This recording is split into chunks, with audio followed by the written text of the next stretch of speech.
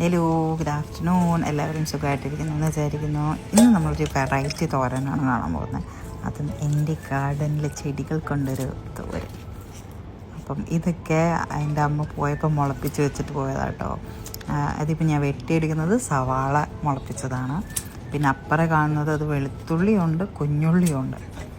അപ്പം ഇതൊക്കെ വെച്ചിട്ടൊരു തോരനാണ്, ഹെൽത്തി ആയിട്ടുള്ളൊരു തോരനാണ് നമ്മളിന്ന് വയ്ക്കാൻ പോകുന്നത്. പിന്നെ തൊട്ടടുത്തൊക്കെ കാണുന്നത് നമ്മുടെ വെണ്ടയ്ക്കയും ടൊമാറ്റോയൊക്കെ മുളച്ച് വരുന്നതാട്ടോ. അപ്പോൾ നമുക്ക് തോരൻ എങ്ങനെയാണ് വയ്ക്കുന്നത് നോക്കാം. അപ്പോൾ ഞാൻ ആ പറിച്ചെടുത്തൊക്കെ നല്ലോണം കഴുകി അരിഞ്ഞെടുത്തു. പിന്നെ നമുക്ക് സവാള, വേപ്പില, പച്ചമുളക്, 2 മുട്ട, പിന്നെ ഇച്ചിരി തേങ്ങാപ്പീര. ഇത് നമുക്കിവിടെ ഓൾറെഡി ചിരകി വെട്ടിയിലാക്കി കിട്ടും. അപ്പോൾ വലിയ കാര്യമായ പരിപാടികളൊന്നുമില്ല. അപ്പം എണ്ണ ഇടുക, വേപ്പില ഇടുക. ഇത് നല്ലോണം ഒന്ന് ഇതായി കഴിയുമ്പം ഇച്ചിരി സവാള,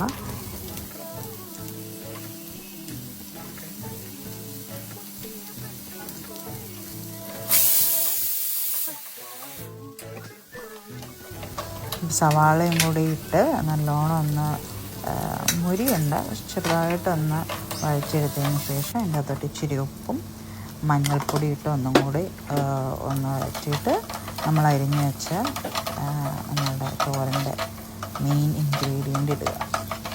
എന്നിട്ട് അത് ഒന്നും കൂടി ഒന്ന് ജസ്റ്റ് ഒന്ന് വാടി വരുന്നത് വരെ ഒന്ന് ഇളക്കുക, ഒരു മിനിറ്റ്.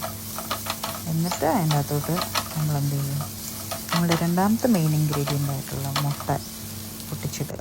എന്നിട്ട് മുട്ടയ്ക്ക് വേണ്ടി ഇച്ചിരി ഉപ്പും കൂടി ഇട്ട് അത് നല്ലോണം നമ്മൾ സ്ക്രാമ്പിൾഡ് എഗ്ഗ് ഉണ്ടാക്കില്ലേ, അതേപോലെ ചിക്കി എടുക്കുക.